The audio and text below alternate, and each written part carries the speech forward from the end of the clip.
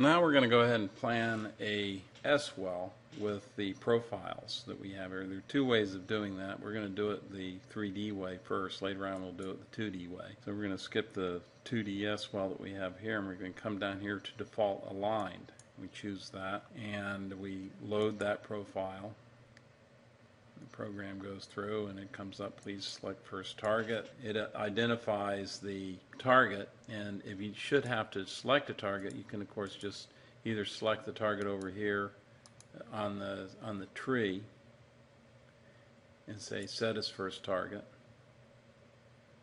or you can select it in the 3D space by clicking on it so you can get larger and then say set as first target. At any rate, you should load the profile yet again so that you can actually see the profile, and it'll identify it and load it up for you. And then it comes up with some numbers that are associated with a well plan.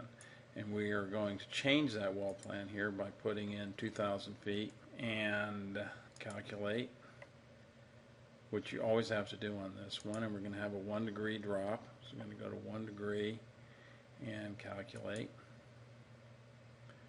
And we're going to put in a 0 degree at target and 0 extension before the target and 0 extension after the target.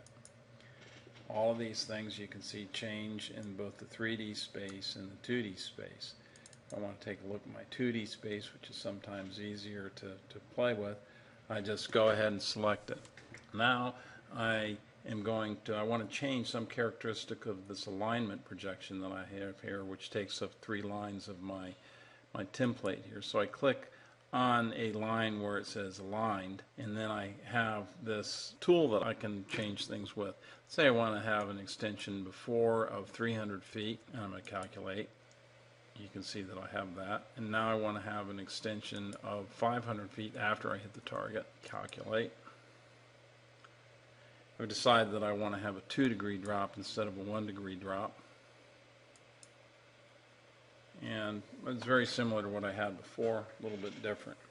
But now I'm going to apply this to my proposal. Ask me if I want to get rid of the old one, which I do. And I'm ready to go take a look at it in my main workspace and do what I want to do with it.